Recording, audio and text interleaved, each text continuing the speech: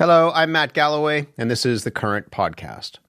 Later today, Prime Minister Mark Carney will face his next major test in the House of Commons when MPs will vote on whether to approve his government's budget. Even after a floor crossing from the Conservatives, the Liberals remain under pressure to find 2 more votes. The government's chief whip, Mark Gerritsen, spoke with Rosemary Barton yesterday. When Canadians elect a minority parliament, as they did only 6 months ago, they're effectively saying, we want you to work together across party lines.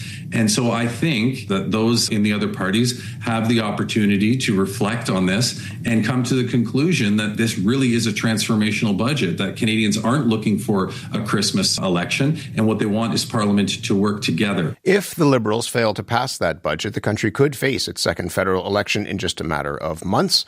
Our National Affairs panel is here to talk about the possibility of that. Rosemary Barton is the CBC's chief political correspondent. Stephanie Levitz is a senior reporter with the Globe and Mail's Ottawa Bureau. And Ryan Tumilty is a political reporter at the Toronto Star. Good morning, everyone. Good morning. Rosie, Mark Carney did the coin toss in Winnipeg last night at the Grey Cup. Yeah. Is that what this is going to be, a flip of the coin to figure out whether the budget passes?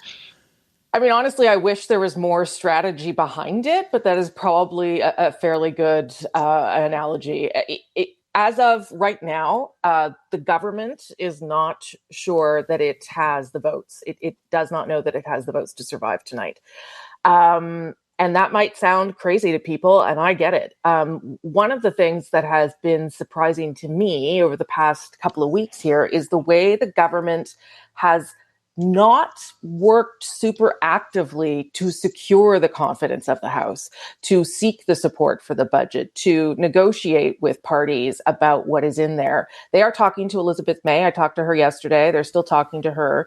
But there has not been an enormous amount of outreach and negotiation for a minority government. And I don't know if that's because the government doesn't think the opposition parties are going to blink, or if the government thinks, heck, maybe we would want another election. Did Elizabeth May give you any, I don't know whether she's a card player, a poker player or not, but she was pretty cagey in the lead up to your conversation as to whether she was going to vote in favor of this budget. She was intending to vote no. Did you get any indication yesterday that position has changed? It hasn't changed, but she's open to it changing. And honestly, I don't think it would take an enormous amount to get her there. Ryan, who are you going to be watching most closely today? I'll be watching certainly the NDP caucus. I think that's a very interesting caucus right now because I'm not actually sure they're all rowing in the same direction. So I think we might see a split, perhaps some people voting no, some abstentions. But I think, that is the overall group most likely to help out the Liberals here. You're not getting any kind of wavering from the Conservatives in terms of their overall position. Same with the Bloc. They're not, neither of those parties is talking about trying to find a way or negotiating or anything like that. They're just saying they're going to vote no. So, I think the NDP is the most likely, but this is razor thin stuff here. There's a really high chance the speaker is going to have to break a tie. That hasn't happened in about 2 decades. It's really strangely coming right up to the edge here. You mentioned the Conservatives. What about Matt Jeneroux? He's still, at this moment, a member of the Conservative Party, set to resign at some point in time in the future. But is he likely to vote with his party against the budget? Well, we know he didn't vote with his party last week. He abstained on both of those budget votes. If he does that again today, it gets the Liberal Party closer, but it may not be enough. In fact, it probably won't be enough from what we've heard so far. So we'd have to vote with the government to really push that over the edge. And I think that opens up all kinds of questions about his future in the Conservative Party. And I think that's something a lot of people are going to be watching really closely. Steph, your colleague Robert Fife is suggesting in the Globe that there are some opposition MPs who may abstain. I don't know, you get caught in the elevator or something like that, sudden illness, a network outage, you are not able to push the button to cast the vote. What do we know about that? And what is the strategy, such as it is, among those opposition parties? Is there one? I'm not sure. We can continue with the Grey Cup analogy, right? Are the opposition parties interested in giving the government a rough ride, or is this really just like an alouette, which is a word for a lark? This is all just a bit of a game, right? I went there. Yeah, I did. And I think with the opposition parties, I mean, we look for strategy, and sometimes it's not about strategy, right? Sometimes it's about looking reality in the eye. Who will do the best right now in a federal election? I don't think it's the Bloc. I don't think it's New Democrats, and I don't think it's the Conservatives. And so when those guys look at the landscape and they say, okay, we really just don't want an election, maybe it is a network outage. Maybe it's someone who suddenly was like, there's a really important international junket that I must go to right now. And it's not strategy in as so far as it's, we just don't want an election. So let's just pick a couple of people who can't make it and let it go, which is not unheard of either, right? Like in the Harper minority years, you had the Liberals often abstaining just to let the business of Parliament keep on keeping on. What about the strategy, and pick up on what Rosie was saying, the strategy of the Liberals? Are you surprised that the Liberals have not been more forceful in trying to turn heads, perhaps, and win people over? I mean, they haven't and they have, right? If you look at the budget is peppered through with things that are very attractive to the Democrats in particular. Interim NDP leader Don Davies is getting a new community center literally right in his riding. Right? So I think for New Democrats, and I think Gord Johns made this point as well to reporters in the last couple of weeks about the tension that is for them, right? How do you go to your constituents and say, look, I realize this budget promises you a new community center or more wildfire fighting equipment, but I need to vote against it because, and I think most Canadians would look at that and go, what? I mean, to Mark Garrison's point to Rosie, like Canadians expect things to get done. They want things to get done. And Mr. Carney is clearly trying to make that point by saying, we can get things done, and here are the things I would like to get done, not negotiable. Rosie, if the budget does not pass and the government were to fall, are the parties ready for an election? No, not really. I mean, the Liberals and the Conservatives have enough money that they can throw things together and figure it out. The Bloc is only running a campaign in a province. The NDP are not ready. They don't have enough money. They'd have to go and borrow money. I also don't know that everyone has candidates places. And that also, I think, is a sign too, Matt, right? Like if we're trying to read the tea leaves, there are a couple of indicators. The fact that there were 2 confidence votes on sub-amendments on the budget, those passed. The fact that there are not all of those things happening in the offing with nominations and all that kind of stuff, that to me is also kind of a reassuring sign. The fact that the Prime Minister plans to be on a plane to the UAE tomorrow morning indicates to me something as well. So, I think the likelihood is very, very small, but I also I know that mistakes happen, and this is a bunch of new MPs. They sometimes use their app to vote. Sometimes that gets screwed up. So it's possible. It is actually possible. Ryan, are you surprised? Just the last point on this, that we're just hours away from this, and we still don't know what's going to happen. Yeah, I'm a little bit surprised we're this late. That said, the last minority we had wasn't really a minority because we had the NDP in that supply and confidence deal. It's not crazy for these things to come down to the last minute. With the Liberals not negotiating, there's really no upside to the opposition parties of saying they're going to vote with the government. They're not going to get anything out of that. This is a sort of high stakes thing. I think the Liberals are just really banking on, though, that they haven't put a poison pill in this. There isn't some sort of proposal to defund opposition parties or do something else. They are just presenting their platform. And I think they are banking on the idea that, if there is an election, which no one is ready for, the Liberals won't get blamed for it. Steel your nerves. We'll see what happens in the next few hours. In the meantime, Steph, before Mark Carney gets on that plane, he has a meeting today with the premiers. This is a virtual meeting with the premiers. What are they hoping to get out of this call, do you think? I think a couple of things. I think everyone is anxious for, and by everyone I mean the premiers, are anxious for some kind of update on the state of trade talks with the U.S. That seems to have disappeared down a dark black hole of information. What is going on there? Do they exist? Has there been any progress? They would like some certainty and clarity about where this budget money, assuming again the budget passes later today, how are they going to get that infrastructure funding out the door? There's also a lot of provincial premier jockeying right now. Everybody wants their project. Everybody wants their thing. And I think looking to Mr. Carney for some clarity about how that's all going to roll out, it's almost felt in recent days that the premiers are agitating for him to pick a favorite child. And he has this task of saying, none of you are my favorite children. I'm going to figure this all out one by one. But if he's preparing, for example, to give Danielle Smith a pipeline, well, boy, that's going to, irritate British Columbia. So I think there's going to be some soothing of wounds there, too.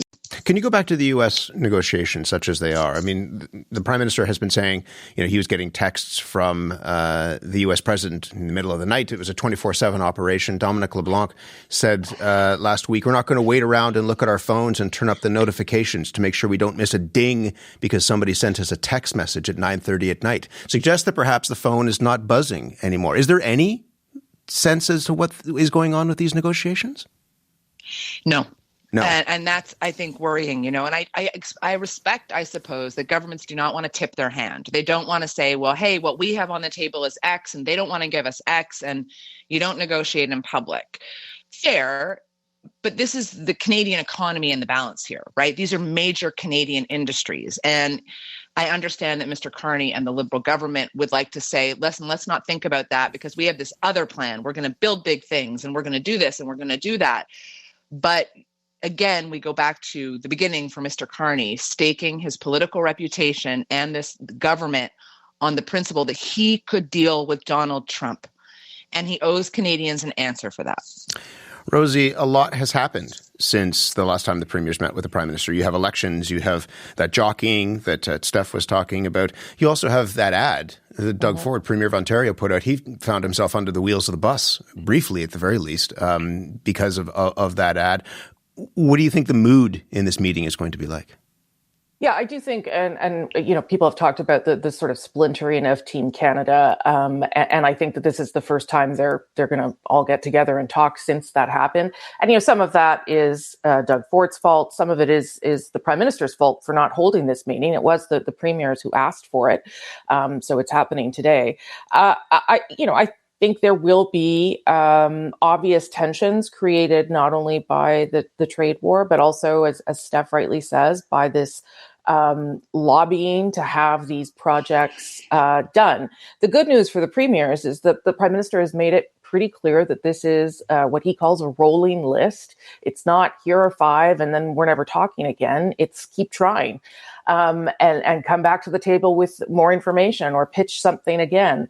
To that end, they announced some funding for the Port of Churchill yesterday to try and get that project off the ground. So that's a sign that things are still in the works. I do think that Alberta piece is a big red flare in the distance. There is some sort of agreement being negotiated.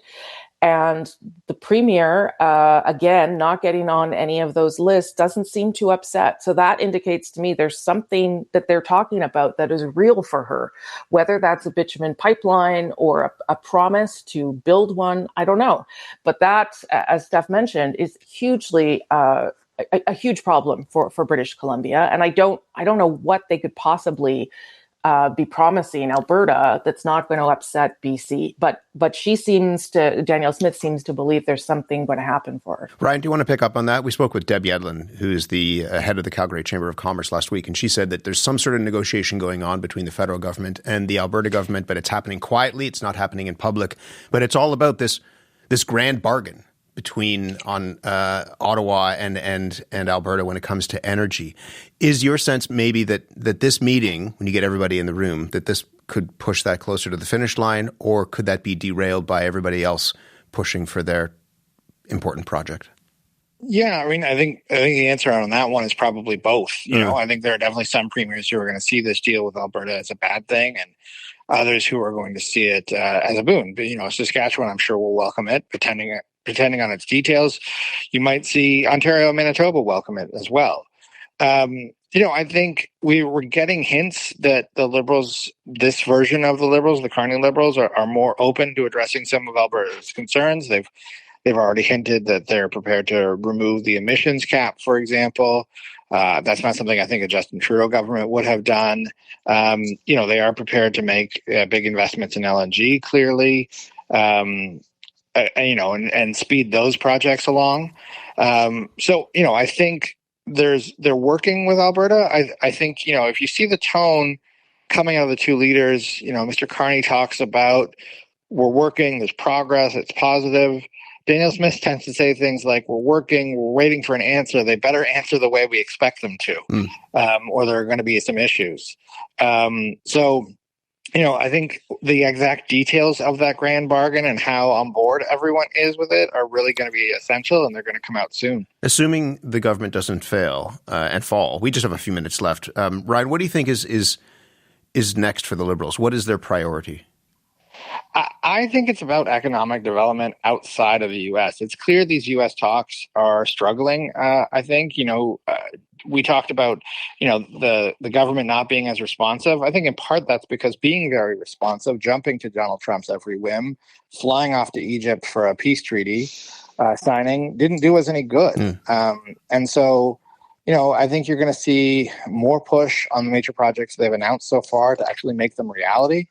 And widen the circle. Steph, this is again, assuming that things go the way of the government today, you have 4 weeks to go until the winter break. You're in a final sprint. Which party, and it's strange to ask this given that the Liberals are in power, but which party is under most pressure, do you think, in that window? If we're talking politically, to some degree, it's the Conservatives, right? You have Mr. Poilievre now on the march to a leadership review at the end of January. He and his people close to him can slough off this idea of caucus disunity as much as they like. But the reality is you have a floor crosser and you have someone else, another MP, Matt Genereux, quitting and saying, fair enough, he has personal reasons, he needs to go. But right now, that's when you say it. Do you see what I'm saying? So the politics for Mr. Poilievre are dicey. And the reason that they're dicey is that until the New Democrats show some political sign of life and that they can maybe recapture the votes and the seats that they've won in the past, if Mr. Poilievre and the Conservatives want to form a government, they have to expand their base. They have to attract more voters. And Mr. Poilievre has had some difficulties, I think, in the perception of Conservatives lately, laying out a strategy for how exactly he's going to do that. And all eyes are on him with some patience towards the leadership review, but wondering, okay, Mr. Poilievre, how are you going to deliver a government? How are you going to look like a prime minister in waiting up against Mr. Carney? Rosie, last word to you on this. Who's facing the highest stakes? Again, assuming that the budget passes and there are 4 weeks left until the break, there's a lot to get done. Who's facing the big stakes here? I don't disagree with Steph. I think politically it is Mr. Poilievre, and he has to show some openness to being a slightly different kind of leader, which he had started to try to show, by coming on my show, for instance, and doing some other things. And then last week we saw him sort of fall back into attacking the media and getting angry. But listen, the prime minister has to prove some stuff. He has to start showing some evidence of this strategy that he has mostly in his head, I think, of where Canada is going. Obviously, major projects don't get built overnight. Obviously, trade deals don't happen quickly. But he needs to start showing that the Canadian economy will grow and strengthen under him. I think that there will be ongoing pressure on him to do that. People still like him. His poll numbers are still good. People still believe he's the man for the job. But at some point, you got to pony up. And I think, the fact that talks have broken down with the United States is, as Steph said, not great. But I also think that he has a strategy there and is trying to wait things out, wait for the U.S. economy to really start pounding Americans in hopes that Donald Trump will come back. So, politically, Mr. Poilievre, but it's always about the government and whether they're delivering or not. In the meantime, a political cliffhanger. As they say, stay tuned for further developments as to what happens tonight. Good to speak with you all. Thank you very much. Thanks. Thank you. Thank you. Rosemary Barton, CBC's chief political correspondent, host of Rosemary Barton Live, Stephanie Levitz, senior reporter at the Globe and Mail's Ottawa Bureau, and Ryan Tumilty, political reporter with the Toronto Star. You've been listening to The Current Podcast. My name is Matt Galloway. Thanks for listening. I'll talk to you soon.